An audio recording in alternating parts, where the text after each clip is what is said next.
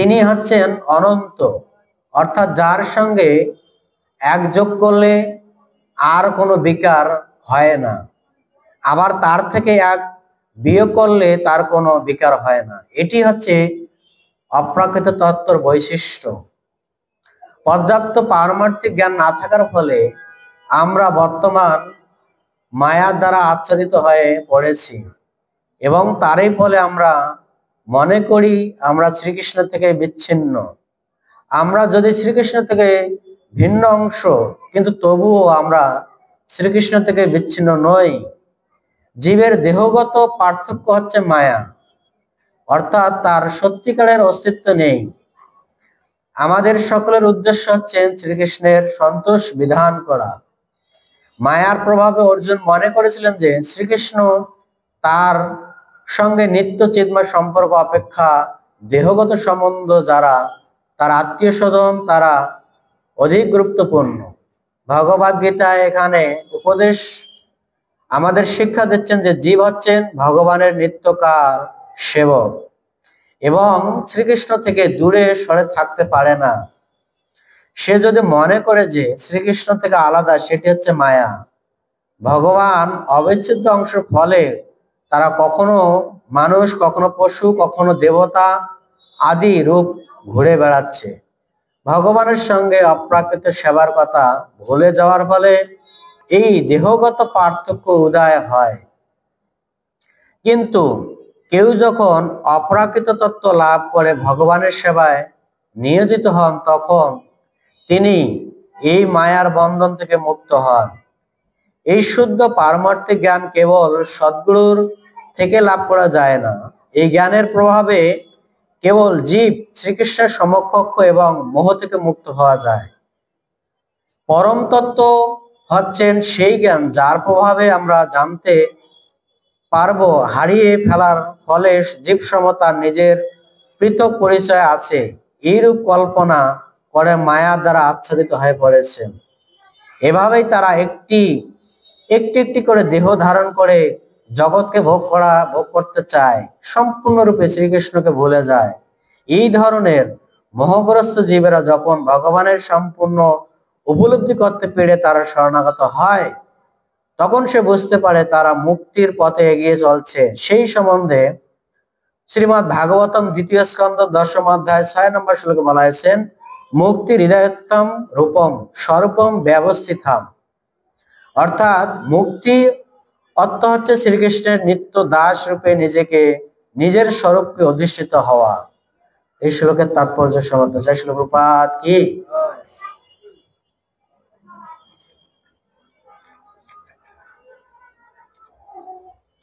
তো আজকে শ্লোকে যেখানে আলোচনা করা হয়েছে, কালকে আমরা আলোচনা করেছিলাম, কি করেছিলাম?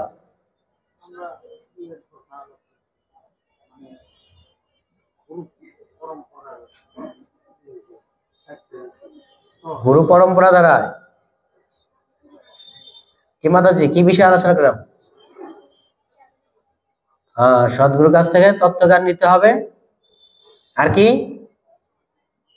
কয়টা সম্প্রদায়? 4টা। আজকে ভগবান স্পষ্ট কথা বলছেন, কি বলছেন? যদি এই তত্ত্বজ্ঞান লাভ করতে পারে তুমি মোহগ্রস্ত থেকে মুক্ত হবে। আমরা তো সবাই এখন মোহের মধ্যে বাস করতেছি। এখানে বলছেন মা শব্দ হচ্ছে না, আর অন্তস্থীয় আয়া শব্দ হচ্ছে যা, তার কি হয়? মায়া। তার মায়া অর্থ হচ্ছে মিথ্যা। কি মিথ্যা? প্রকৃতি মিথ্যা না। মিথ্যা কি? মিথ্যা হচ্ছে আমি আজ আছি কাল নাই, কিন্তু আমার অস্তিত্ব থাকবে। অস্তিত্ব কি? আত্মা থাকবে। ঠিক আছে, অর্থাৎ আমার আত্মা থাকবে, বাট আমার দেহ থাকবে না। এখানে প্রভুপাদ সুন্দর বলছেন, এই মায়ার বশত আমরা কখনো দেবতা হই, কখনো পশু হই, আবার কখনো কি এখন মানুষের দেহ পেয়েছি, ঠিক না? আবার কখনো কি বৃক্ষ হব। এই যে বৃক্ষ, যদি অশ্ব বৃক্ষ হই তাহলে তো কপালে দুঃখ আছে। অশ্ববৃক্ষ কত বছর বাঁচে? 100 বছর মানে বাঁচে, সম্ভবত আমার যতটুকু জানা, আরো বেশি। ঠিক আছে, এ যদি একবার জন্ম হয় তাহলে তো কপাল খারাপ আছে। আম গাছ হয়ে বাঁচতে পারলে তো ভালো, এই যে কিছুদিন ফল দেবো তারপর মারা যাবে। ঠিক আছে, তাহলে আমাদের প্রত্যেকটা জনে কি আমাদের দেহ পোশাক পরিবর্তন হয়, বাট আমাদের আত্মা পরিবর্তন হয়। ভগবান কি বলছেন? ভগবান বলছেন আত্মা হচ্ছে ভগবানের ক্ষুদ্রাতি ক্ষুদ্র অংশ। দৃষ্টান্ত স্বরূপ কি বলছেন? একটা শ্লোক বলা আছে গীতার মধ্যে, বলছে একটা চুলের 10,000 অগ্রভাগ যদি আত্মা হয়, মানে 1 ভাগ, তাহলে একটা চুলকে যদি 10,000 ভাগ করেন তাহলে কতটুক হতে পারে? দেখা যায় 10,000 ভাগ করলে দেখা যাবে একটা চুলের ভাগের অস্তিত্ব। ঠিক আছে, তাহলে যদি দেখা না যায় তাহলে আত্মা হচ্ছে সেই রকম। সেই আত্মা কি করে? আমাদের মধ্যে আছে, একটা হাতির মধ্যেও আছে, আবার একটা পিপলিকার মধ্যেও আছে। ঠিক আছে, তো এখানে বলছেন, অর্জুনকে বলছেন যে যদি তুমি এই রকম তত্ত্বজ্ঞান উপলব্ধি করতে পারো, কি উপলব্ধি করতে পারো? তত্ত্বজ্ঞান। কি তত্ত্বজ্ঞান? পরমেশ্বর ভগবান শ্রীকৃষ্ণ হচ্ছেন আদি পুরুষ। এখানে বলছেন ব্রহ্ম সংহিতা ভগবান কি বলছেন? কি বলছেন? ব্রহ্ম সংহিতা ছিল কি? ঈশ্বর পরম কৃষ্ণ সচ্চিদানন্দ বিগ্রহ অনাদির আদি গোবিন্দম সর্বকারণে পরম্পরা। ঠিক আছে, তো গোবিন্দ হচ্ছে কি? সমস্তের মূল কারণ। এখানে আরো কথা বলছেন, কি বলছেন? কিছু কিছু ব্যক্তি শ্রীকৃষ্ণকে একজন সাধারণ পুরুষ, মহাপুরুষ হিসেবে গণ্য করে, ভগবান মানে না। কি বলে? মহাপুরুষ। আমরা তো সবাইকে মহাপুরুষ বলি, যার কাছ থেকে যা পাই তাকেই মহাপুরুষের আসনে বসাই। ঠিক আছে, তা আপনাদের একটা সুন্দর গল্প বলি। গল্পের নাম হচ্ছে ব্যাকরণের পণ্ডিত। ঠিক আছে, মনে রাখেন, আপনাদের ধরবো কিন্তু। ব্যাকরণ পণ্ডিত, পণ্ডিত কি করেছেন? ব্রাহ্মণ শ্বশুর বাড়ি যাবে। কালকেও শ্বশুর বাড়ি কাহিনী কইছি, তো মনে আছে তো কালকের কাহিনী?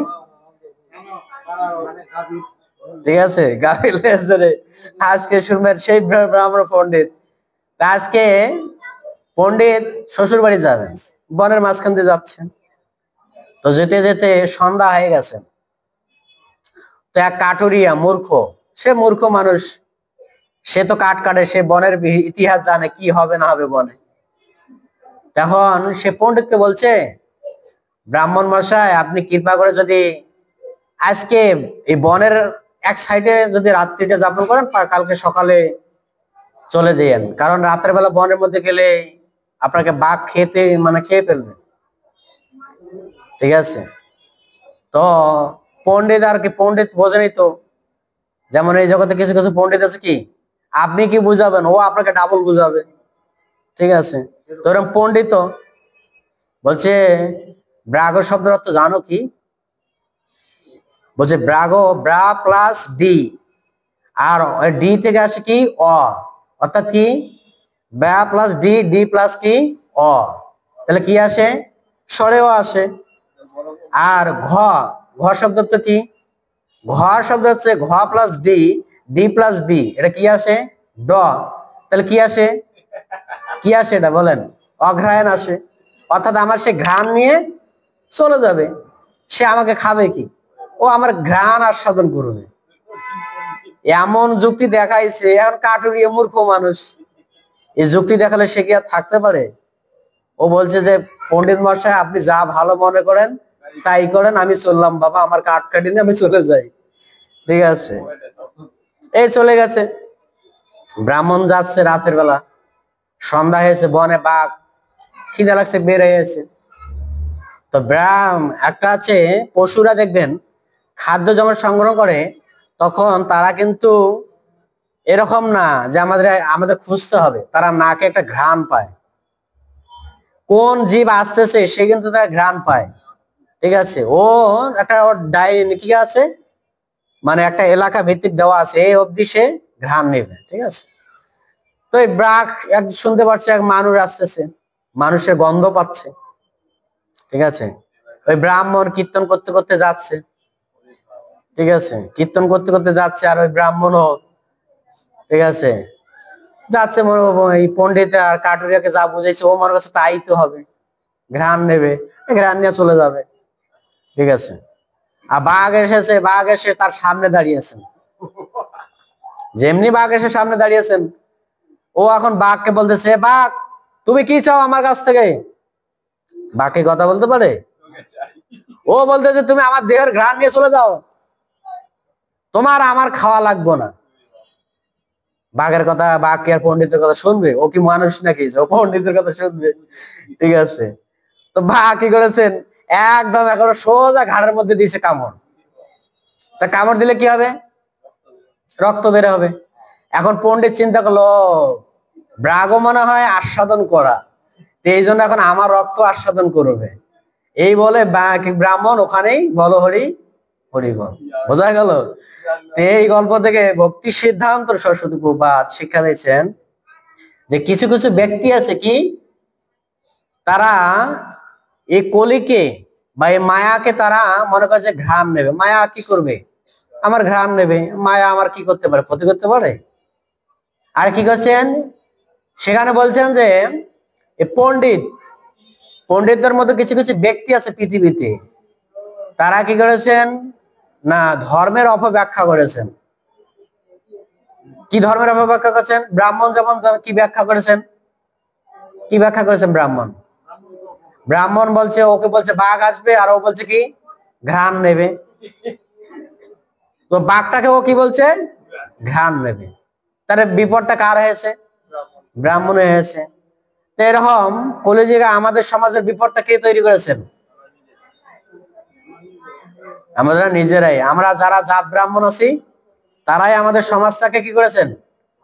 ধ্বংস করেছেন। তো এখানে বলছেন যে কিছু কিছু ব্যক্তি আছে, তারা ভগবান শ্রীকৃষ্ণকে তারা পুরো পরম পুরুষোত্তম ভগবান বলে স্বীকার করে না। তারা কি মনে করে? তারা মনে করে যে কৃষ্ণ হচ্ছেন একজন মহাপুরুষ, বাট সে ভগবান না। ভগবান কে? ভগবান হচ্ছে আমি, আমার মধ্যে সব আছে। অহম সর্বস্ব প্রভাবম অর্থম, আমি সব, ঠিক আছে। তো যখন সে নিজেকে ভগবান আসনে প্রতিষ্ঠিত করে তখন কি হয়? তখন কি হয়? আরো মায়ায় কি হয়? আবদ্ধ হয়ে যায়। আপনাদের আর একটা গল্প বলি, গীতার সংসারের গল্প, ঠিক আছে, মনে রাখেন। এক গুরুদেব তার শিষ্যকে একটা গীতা রক্ষা করার জন্য দিয়েছে। বলছে যে তোমাকে আমি দীক্ষা দিলাম, আর তোমাকে আমি এই গীতাটা দিলাম, এই গীতাকে তোমাকে রক্ষা করতে হবে, জীবন যায় যাক, বাট গীতাকে রক্ষা করতে হবে, ঠিক আছে। এরকম শিষ্য ছিল ব্রহ্মচারী, এটা আমাদের কথা, আপনাদের, ঠিক আছে। শিষ্য ব্রহ্মচারী ছিল। এখন শিষ্য গীতা পড়ে প্রচার করতে যায়। তারপর রাতের বেলা ইঁদুর এসে কি করে গীতার পাতা খাওয়া শুরু করছে, ঠিক আছে। এখন কি করবে শিষ্য? এই ইঁদুরকে মারার জন্য কি করতে হবে? ইঁদুরকে মারার জন্য কি করতে হবে? না না, বিড়াল আনতে হবে। এই যে কি রে, ইঁদুরকে মারার জন্য বিড়াল আনতে, কি আনতে হয়? বিড়াল আনতে হয়। তো ব্রহ্মচারী কি করেছেন? বিড়াল নিয়ে আসছেন। এখন বিড়াল আনতে গেলে বিড়ালের খাদ্য কি? বিড়ালের খাদ্য কি? মাছ মুছ খায়, আর কি খায়?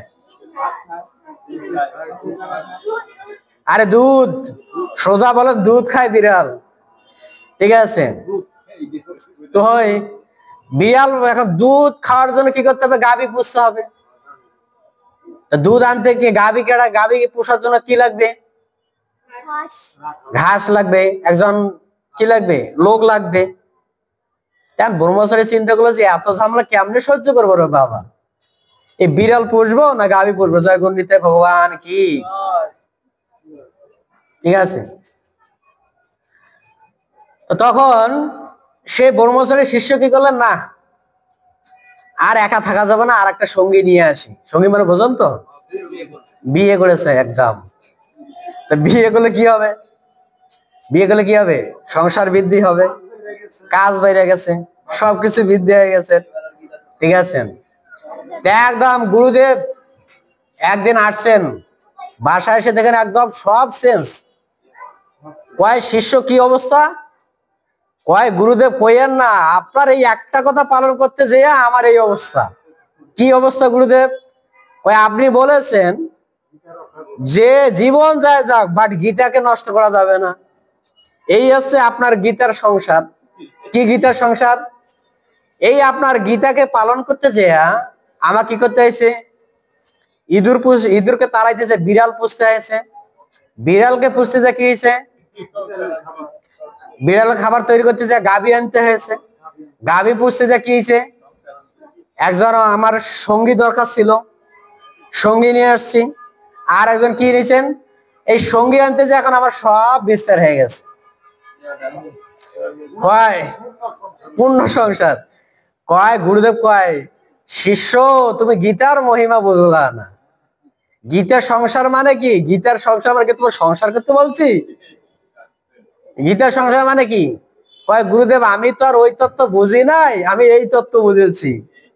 ঠিক আছে, তো এই গল্প থেকে শিক্ষা দিচ্ছে এটাই যে কিছু যারা ব্যক্তি আছে কি পণ্ডিত, নিজেকে গীতার সংসার মনে করে, কর্তা মনে করে। আর কর্তা মনে করলে কি হবে? কি হবে? ও সংসারে কি হবে? পেঁচে যাবে। ঠিক আছে, আর যখন পেঁচে যাবে তখন কি হবে? বেরোতে পারবে? আরো জড়িয়ে পড়বে। জড়িয়ে পড়লে কি হবে? গেল সব জীবন গেল, একুলো গেল, ওকুলো গেল, 2 কিলো গেল নাকি? এই জন্য আমাদের মনে রাখতে হবে যে আমাদের ভগবান শ্রীকৃষ্ণকে কেউ সাধারণ মানুষ বলে স্বীকার করা ঠিক না। তাহলে কি পরিণাম হবে? আমরা 2 গল্প থেকে 2টা শিখতে পারি। কি শিখতে পারলাম? একটা হচ্ছে পণ্ডিতগিরি সব জায়গায় চলে না। পণ্ডিতগিরি কি করতে হয়? যথাযথ জায়গায় প্রয়োগ করতে হবে। আর একটা হচ্ছে কি? গীতার সংসার। তো গীতাকে পুষতে গেলে মানে কি সংসার করতে হবে এরকম তা না। গীতাকে আমাকে ডেইলি অধ্যয়ন করতে হবে। গীতায় কি বলছেন? কি বলছেন ভগবত গীতা? এর আগে কালকে শ্লোকে আলোচনা করছি। তত্ত্বজ্ঞানী ব্যক্তির কাছ থেকে আমাদেরকে দিতে হবে ভগবত তত্ত্ব জ্ঞান নিতে হবে। আর কোন সম্প্রদায়ের অন্তর্ভুক্ত হতে হবে? 4 সম্প্রদায়ের অন্তর্ভুক্ত হতে হবে যেখানে একটা। আর এখানে আজকে বলছেন যদি কেউ এই তত্ত্ব জ্ঞান লাভ করতে পারে তাহলে তার সমস্ত মোহ কেটে যাবে। আজকের আলোচনা সেটাই বলছেন, আজকের মধ্যে মোহ কেটে যাবে। অর্জুন আবার কালকে প্রশ্ন করবেন। কি প্রশ্ন করবেন? অর্জুন বলবেন আচ্ছা তুমি যে এই কথা বললা, এখন আমি তত্ত্বজ্ঞানী ব্যক্তিকে দেখবো কি করে বা চিনবো কি করে? যেটা আপনাদের প্রশ্ন। কি প্রশ্ন? আপনি তত্ত্বজ্ঞানী ব্যক্তিকে চিনবেন কি করে? ঠিক আছে, এই প্রশ্ন কিন্তু অর্জুনও করবে, কালকেই করবে। কি করবে? তত্ত্বজ্ঞানী ব্যক্তির লক্ষণ কি, সে কি রকম বিচরণ করে, সে কি রকম আচরণ করে, তার চলাফেরা কি রকম। ভগবান কালকে থেকে আবার প্রশ্ন শুনবেন, পরের দিন থেকে আবার অর্জুনকে সেই প্রশ্নের অ্যান্সার দেবেন। তা আমরা যেরকম আসছি, এখন আমরা যারা জগতের মানুষ আছে, আমরা তত্ত্বজ্ঞানী ব্যক্তিকে চিনবো কি করে? আমাদের তো চিনতে হবে তত্ত্বজ্ঞানী ব্যক্তিকে চেহারা সুন্দর না কি সুন্দর, কোনটা? না তার রূপ ভালো, না তার কি ভালো, ফেস ভালো, তা নাকি কোনটা? হ্যাঁ, তাকে চিনবো কি করে? কি বলছো?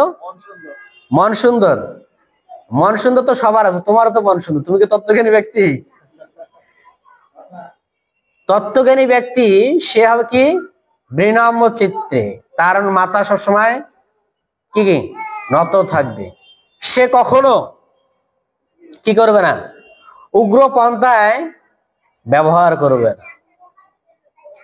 যেমন শিলা প্রভুপাদ, তিনি ছিলেন তত্ত্বজ্ঞানী ব্যক্তি। কিরকম? আপনাদের এক জায়গায় উদাহরণ দেই। শিলা প্রভুপাদকে এক সময় তার এক শিষ্য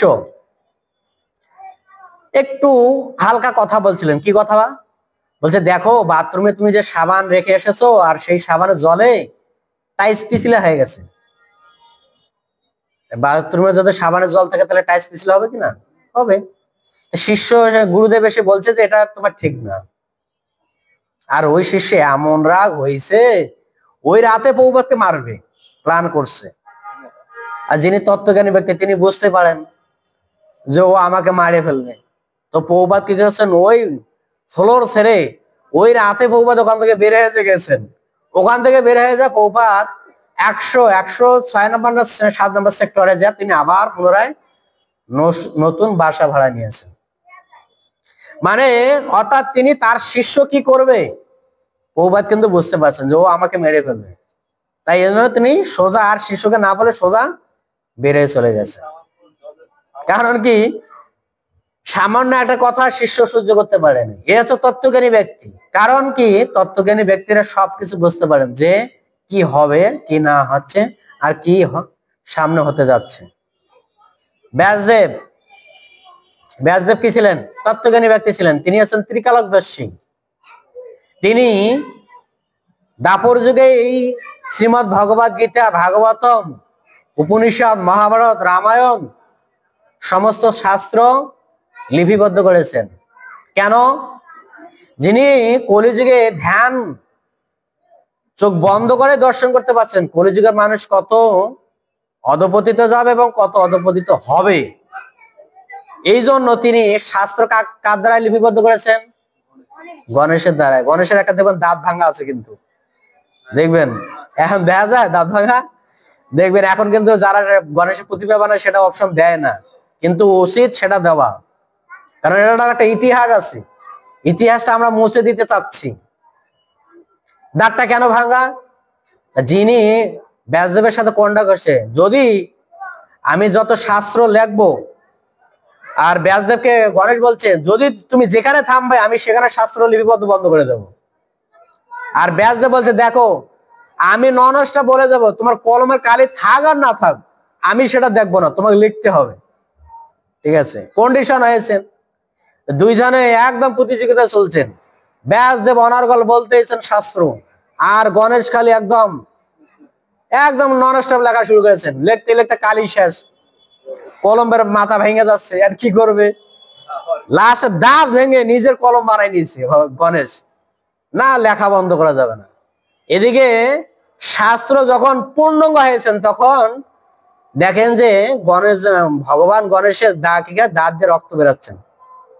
ব্যাসদেব প্রশ্ন করলো, কি হলো তোমার দাঁত কেমনে কি হলো? বলছে আপনার কলম যা দিয়েছেন এ নর্মাল কলম দিয়েছেন, এটা আমার হাতের ঠিক আছে ইয়ে সহ্য করতে পারেনি, ও ভেঙে গেছে। তাই আমার স্পেশাল কলম বানিয়ে নিয়েছি। কি? আমার দাঁত দিয়ে আমার স্পেশাল কলম বানিয়ে নিয়েছে। তখন এই ভগবান ব্যাসদেব তাকে আশীর্বাদ দিচ্ছেন, তোমার কাছে আমি তোমাকে আশীর্বাদ করছি, তোমার কাছে যা যা চাইবে তোমার সেটা সিদ্ধি প্রাপ্ত হবে। তখন থেকে ভগবান গণেশের নাম হয় সিদ্ধিদাতা গণেশ। ঠিক আছে, তো এই শাস্ত্র কিন্তু কে লিখছেন? স্বয়ং ব্যাসদেব লিখেছেন। কারণ তিনি তত্ত্বজ্ঞানী ব্যক্তি। অর্জুনকে যেমন প্রশ্ন করেছেন ভগবান ঠিক সেরকমই বলছেন। তত্ত্বজ্ঞানী ব্যক্তির লক্ষণ কি? না, তত্ত্বজ্ঞানী ব্যক্তির লক্ষণ এটাই যে তার কথাবার্তা অনেক নম্র থাকবে, তার ব্যবহার অনেক সুন্দর থাকবে, তার কি তার চলাফেরা একদম যেমন একটা কি পিপি লেখা যেরকম হাঁটে ঠিক সেরকম। তিনি সবসময় কি করবেন? মাথা নত করে এই জগতে চলাফেরা করবেন। এটা ভগবান বর্ণনা করেছেন। তিনি তার বাহ্যিক কিন্তু রূপ বর্ণনা করেন নাই। ভগবান কি বলছেন? তার নম্রতা বর্ণনা করেছেন। এ হচ্ছে তত্ত্বজ্ঞানী ব্যক্তি। চেহারা দিয়ে কি হবে? চেহারা আজ আছে কাল নেই। ভগবান চেহারাকে বর্ণনা করেন নাই, বর্ণনা কি বলছেন? তার লক্ষণ কি সেই লক্ষণটা তিনি বর্ণনা করেছেন। আজকে এখানে আলোচনা করা হয়েছে যে আমরা ভগবানকে যদি সাধারণ মানুষ বলে মনে করি, আমরা দেখতে পারি কিছু কিছু সংস্থা সেটাই মনে করে ভগবানকে সাধারণ মানুষ বলে মনে করেন। এমনকি আমরা দেখতে পারি অনেক জায়গায় অনেক সংস্থায় তারা ভগবানকে পোজে না। কাকে পোজে?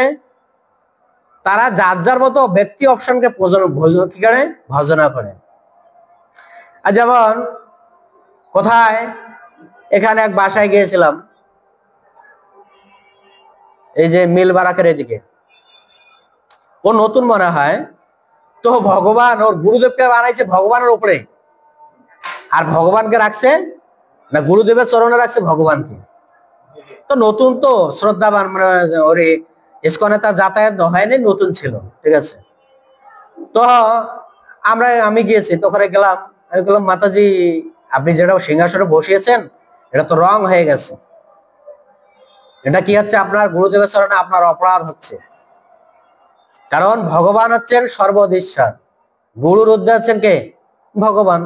আপনাকে ভগবানকেই উপরে রাখতে হবে আর গুরুকে ভগবানের চরণে রাখতে হবে, তাহলে সেটা কি হবে? যথার্থ সম্মান প্রদর্শন হবে। তখন মাতাজি বলছে হ্যাঁ প্রভু বুঝতে পারছি। তখন ওই মাতাজি ওই থেকে চেঞ্জ হয়েছে, এখন ভালোই, ঠিক আছে। এই জন্য যেহেতু আমাদের তত্ত্বজ্ঞান অভিজ্ঞতা নাই, সেজন্য আমাদের কি করতে হবে? তত্ত্বজ্ঞানে ভগবদ গীতা যে উপদেশ, যদি আমরা যে কোনো একটাকে হৃদয়ে ধারণ করতে পারি তাহলে আপনি পরিবর্তন হবেন। কালকের আলোচনা সেটাই ছিল যে শিষ্যে গুরুর কর্তব্য হচ্ছে শিষ্যকে পরিবর্তন করা। যদি শিষ্য পরিবর্তন না হয়, তার উপাখ্যান আমরা অনেক কিছু দিয়েছি কিনা? কি দিয়েছি? কুকুরের মহাপ্রভুর একটা পার্শ্বদের নীলা বলেছি, আর কি বলেছিলাম? আর কি ওই যে অন্ধে কি গায়ে লেজ ধরা, গরুর লেজ ধরা, ঠিক আছে, দুটা কাহিনী বলেছি। সেই জন্য তত্ত্বজ্ঞানী ব্যক্তির কাছ থেকে নিতে হবে, যথার্থ জ্ঞান নিতে হবে, তাহলে আপনি এখান থেকে বের হতে পারবেন। আর এখানে আজকে বলছেন যদি তুমি সেই জ্ঞানে দ্বারা তুমি দর্শন করো, জ্ঞানী যখন তত্ত্বজ্ঞান হবে তখন তোমার দর্শন কি আসবে? কি আসবে দর্শন? ভগবান দর্শন না, প্রত্যেকটা জীবকে সে তখন সমান দৃষ্টিতে দর্শন করবেন। কি দর্শন? তার ভিতরে মায়া কাজ করবেন। কি মায়া? কি মায়া কাজ করবেন? আমি আমার জিহ্বার জন্য আমি কেন আর একটা জীবকে কষ্ট দেব? এখনকার মানুষের মায়া আছে।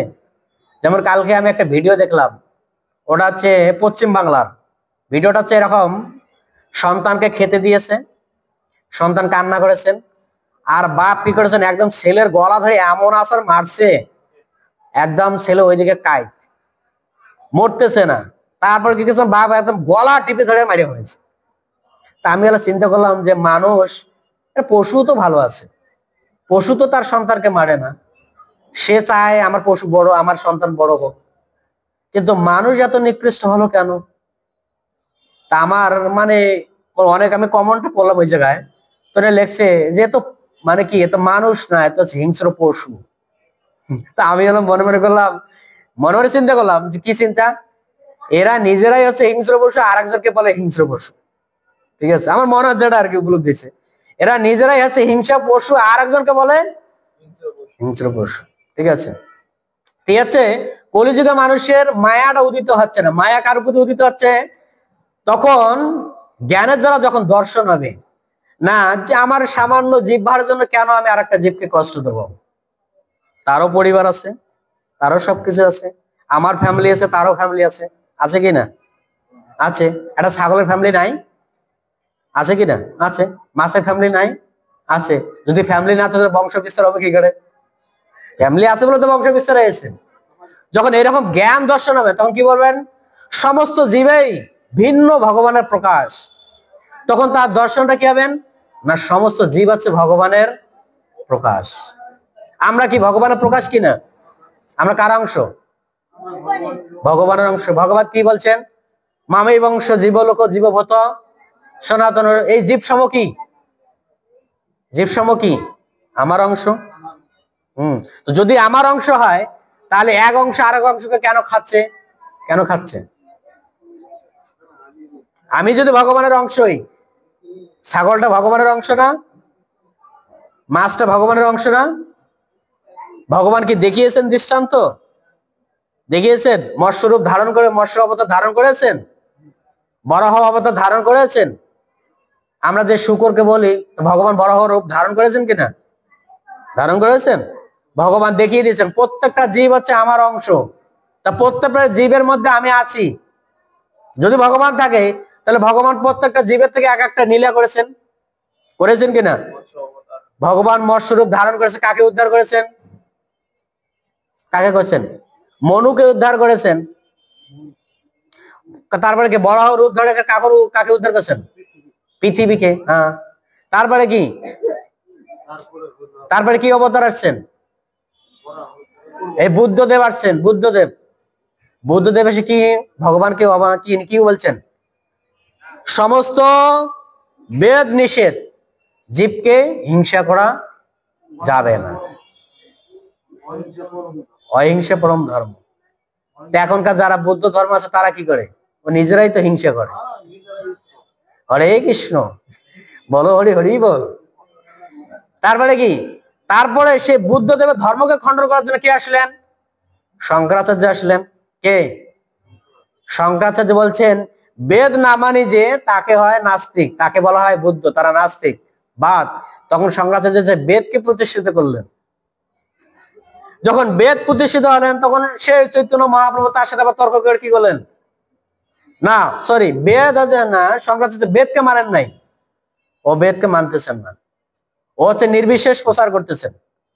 না, ভগবানের কোনো আকার নেই, কোনো কিছু নাই, নির্বিশেষ। তো ভগবান চৈতন্য মহাপ্রভু এসে সেটাকে আবার পুনঃপ্রতিষ্ঠিত করলেন। কি বললেন? না, যে বেদকে মানে না সে হচ্ছে নির্বিশেষ। তবে আমি আজকে থেকে বেদকে মানবো, আমি হচ্ছি সবিশেষ। এই যে শাস্ত্রগুলি কেন প্রতিষ্ঠিত করা হয়েছে? কারণ যাতে মানুষ অধর্মের পথে না যায়, মানুষ যাতে ধর্মের পথে থাকে। কিন্তু আমরা কি চাই? আমরা সবাই চাই অধর্ম। আচ্ছা, কলি মহারাজকে কয়টা জায়গায় স্থান দিয়েছেন? কলি মহারাজকে কয়টা জায়গায় স্থান দিয়েছেন? 4 জায়গায়। কি কি বলেন তো? জোরে বলেন, জোরে জোরে।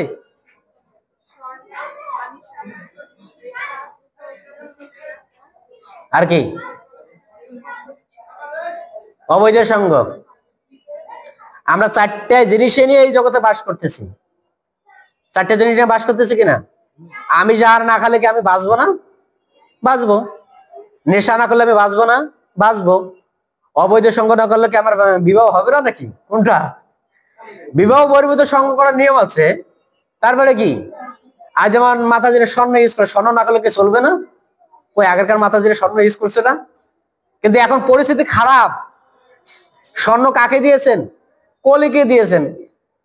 স্বর্ণ যে রাস্তা বেরোবে, স্বর্ণ পরে যে রাস্তায় বেরোবে তার গলা কাটবে না কান কাটবে, যে কোনো একটা কাটবে, অপশন আছে।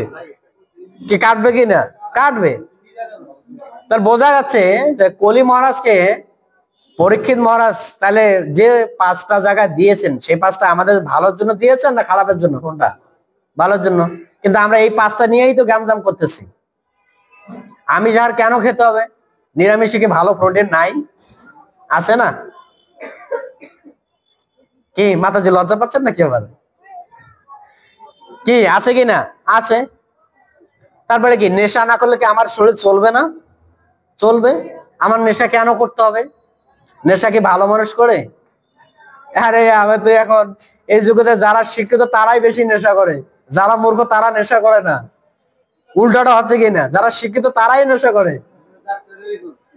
ঠিক আছে, ঠিক আছে। তাহলে কি? হ্যাঁ, আমরা দেখতে পাচ্ছি যে কলি মহারাজকে পরীক্ষিত মহারাজ যে 5টা জায়গায় নিষিদ্ধ করেছেন, আর সেই 5টা জায়গায় নিয়ে এই পৃথিবীতে কিন্তু রং তামাশা হচ্ছেন। আর এই পৃথিবীতে আমরা যখনই রং তামাশা করতেছি তখনই কি হচ্ছেন? আমি অধিক মাত্রায় মোহগ্রস্ত হচ্ছি। কার প্রতি? যে কোনো ছেলে হোক, মেয়ে হোক, নারী হোক, পুরুষ হোক, উভয় হোক, যে কেউ না কেউ কারো প্রতি মোহ হচ্ছে। যেমন দেখবেন কলিযুগের মানুষ মানুষকে ভালো না বেশি একটা কুকুরকে ভালোবাসে। যদি সে কুকুরটা মারা যায় সে কুকুরের জন্য অনেক কিছু করে, কিন্তু একটা মানুষের জন্য সে কিছু করে না। তাহলে প্রশ্ন আছে, প্রশ্ন জেগে কিনা যে তাহলে এখন মানুষের থেকে কুকুরের দাম বেশি হয়ে গেল? কি বেশি হলো কিনা? যেমন আমার কেটাজন একজন বললো যে প্রভু, আমার একজন বললো, কি বললো যে প্রভু একটা কুকুরের দাম 1.5 কোটি টাকা। আমি তো শুনে অবাক, বাবা 1.5 কোটি টাকা। তাহলে আমাদের বোঝা যাচ্ছে যে আমাদের মানব দেহটা কি ভগবান এত সুন্দর দেহ দিয়েছেন, বাট সেটাকে আমরা অপব্যবহার করেছি। এই জন্য আমাদের দেহটা এখন সস্তা হয়ে গেছে। যদি আমরা দেহটাকে সঠিক কাজে ব্যবহার করতাম, নিশ্চয় আমাদের দেহটার মূল্য থাকতো। আর সেটা আমরা কি করতাম, সেটা সযত্নে পালন করতাম, কিন্তু করি না। এই জন্য আমাদের কপালে কি হয়, দুঃখ আছে। এখানে আজকে বলছেন তারা কি আমাতে আছে এবং আমাতেই অবস্থিত। ভগবান লাস্টে বলছেন এই জীব সকল আমাতেই আসছে, কিন্তু তারা আমাতেই অবস্থিত।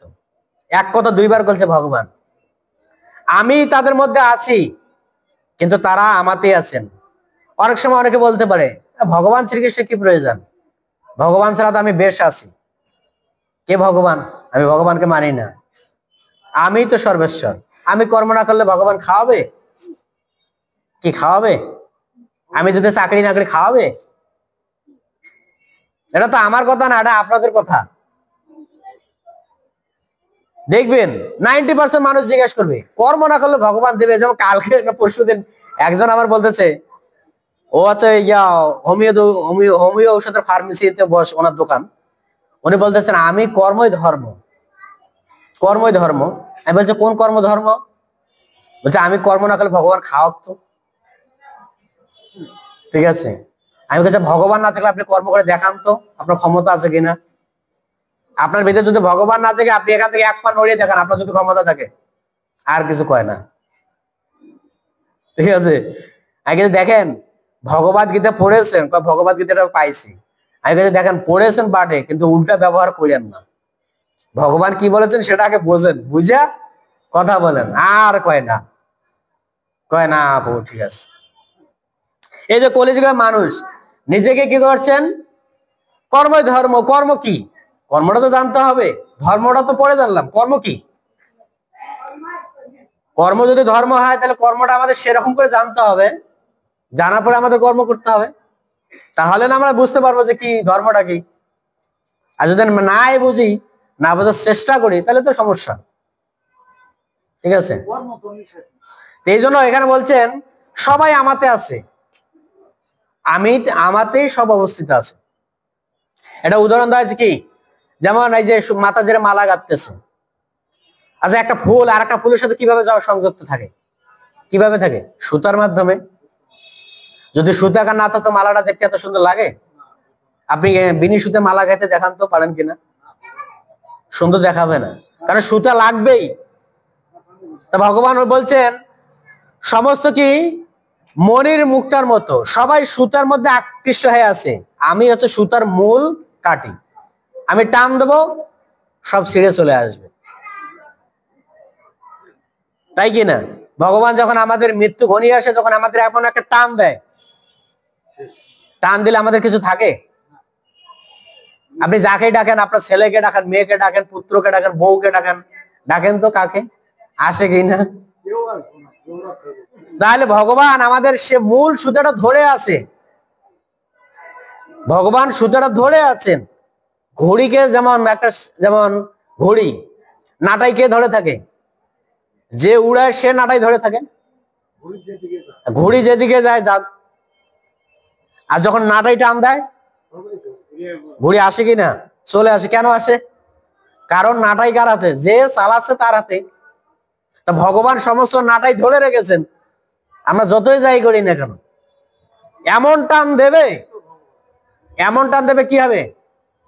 সব চলে যাবে, একবারে ধ্বংস। ঠিক আছে, আমাদের বুঝতে হবে যে ভগবান সবকিছুতে আছে এবং আমাতেই বাস করে। তো আমাদের মনে রাখতে হবে ভগবানকে যদি জানতে হয়, তত্ত্বজ্ঞান জানতে পারে, তত্ত্বজ্ঞান যদি কেউ হৃদয়ে স্থাপন করতে পারে, তাহলে সে কোনো জীবকে সে হত্যা করবে না। কারণ সে বুঝবে কি, সে তত্ত্বজ্ঞানী ব্যক্তির মধ্যে দর্শন করবে। কি দর্শন করবে? না সমস্ত জীবের মধ্যে ভগবান আছেন, তা আমি কি করে সেই জীবকে হত্যা করতে পারি? এটা ক্ষমতা আমার নাই। যেমন অনেক সময় প্রশ্ন করে, অনেকে প্রশ্ন করে, হ্যাঁ প্রভু আপনারা বলতেছেন পশু পাখিদের হত্যা করলে না পাপ হয়, শাকসবজির মধ্যে কি জীবন নাই? অনেক প্রশ্ন করে। আপনার যে শাক একদম সোজা এসে রান্না করে খাচ্ছেন, এটা কি জীবন নাই?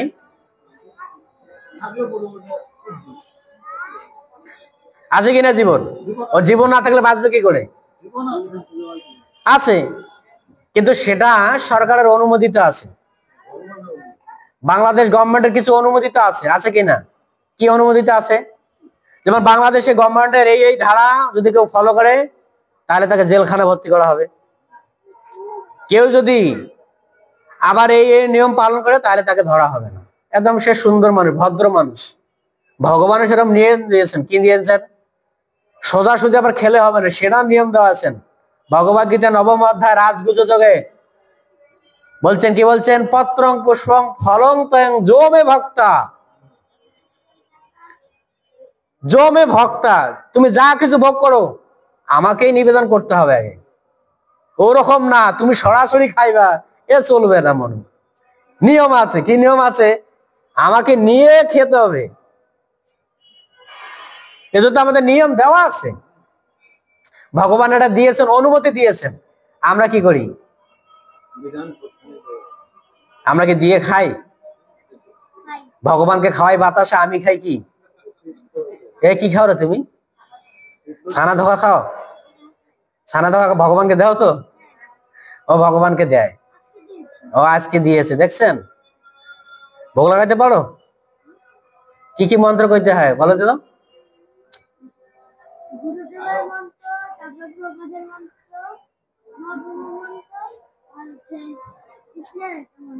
কৃষ্ণের একটা মন্ত্র, হ্যাঁ দেখছেন? বেশি না, 3টে মন্ত্র বললে হবে। কার মন্ত্র? নমো মহাবদান্নায় কৃষ্ণ প্রেম প্রদায়তে। মহাপ্রভুর নাম কি? নমো মহাবদান্নায় কৃষ্ণ প্রেম প্রদায়তে। কৃষ্ণায় কৃষ্ণ চৈতন্য নামনে গৌরতিষে নমঃ। যিনি মহাবদান্য অবতার, কে? মহাপ্রভু। বোঝা গেল? তো ভগবান কত করুণার অবতার হলে আমাদেরকে এত সুন্দর প্রেম দেওয়ার জন্য তিনি এসেছেন।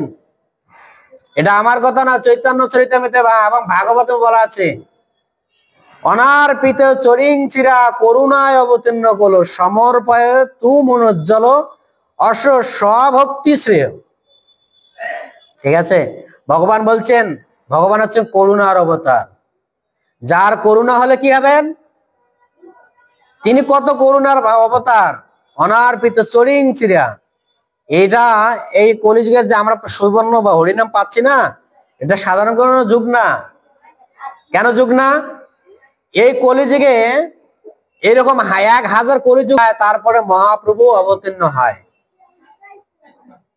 এরকম 1000 কলিযুগ প্রত্যাবর্তন হয়, তারপরে যা এরকম মহাবাদান্য অবতার আসে।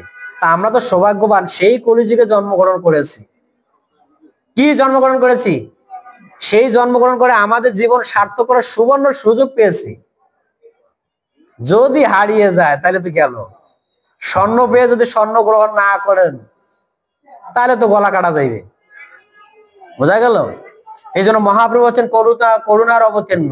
তাই প্রত্যেকটা জীবকে শিক্ষা দেওয়ার জন্য ভগবান কি করেছেন? প্রত্যেকটা যুগে যুগে তিনি অবতীর্ণ হয়েছেন, শুধু আমাদেরকে ধর্ম শেখানোর জন্য, শুধু আমাকে ধর্ম যাজন করার জন্য।